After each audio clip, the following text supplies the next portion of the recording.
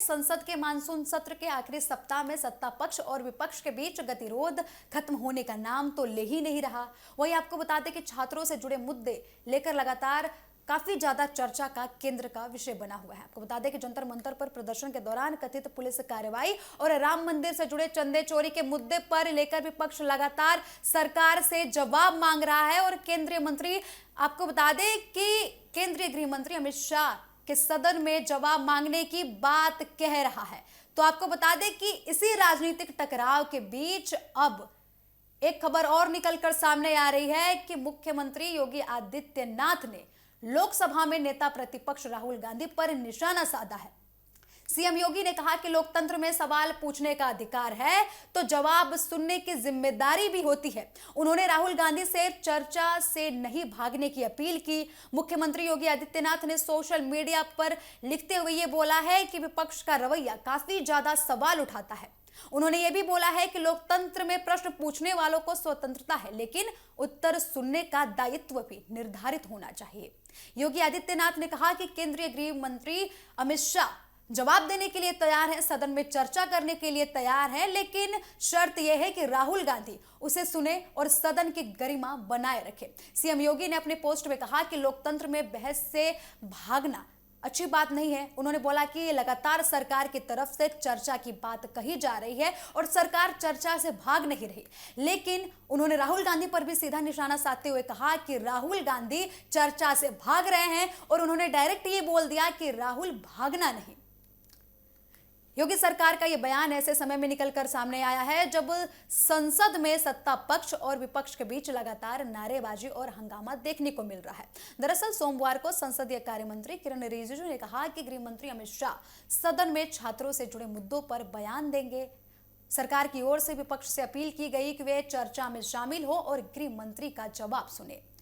उन्होंने यह भी बोला है कि विपक्ष पर निशाना साधते हुए उन्होंने बोला कि सरकार चर्चा के लिए तैयार है और अब ये देखना होगा कि चर्चा कौन करता है और चर्चा से कौन भागता है।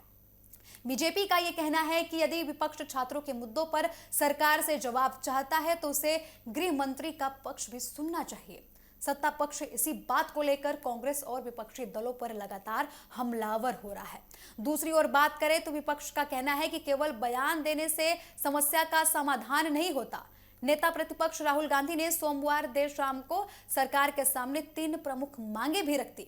उन्होंने बोला कि जंतर मंतर पर जो भी प्रदर्शन हुआ था, प्रदर्शन के दौरान जो भी बल प्रयोग किया गया था, उसका जवाब दिया जाना चाहिए।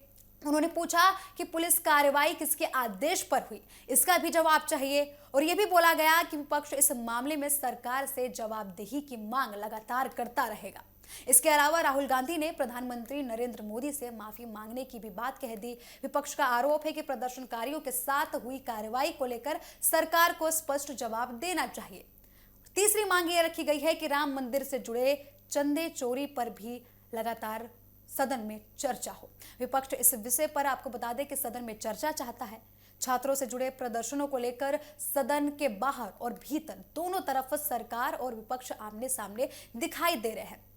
हाल ही के दिनों में झारखंड में जेपीएससी और जेएसएससी परीक्षाओं की कथित गड़बड़ियों को लेकर छात्रों का आंदोलन लगातार बढ़ता रहा और कल जो तस्वीरें निकलकर सामने आई वो तो काफी ज्यादा हैरान कर देने वाली थी। रांची में विधानसभा घेराव के दौरान पुलिस और प्रदर्शनकारी छात्रों के बीच टकराव के बाद कुछ छात्र घायल भी हुए थे।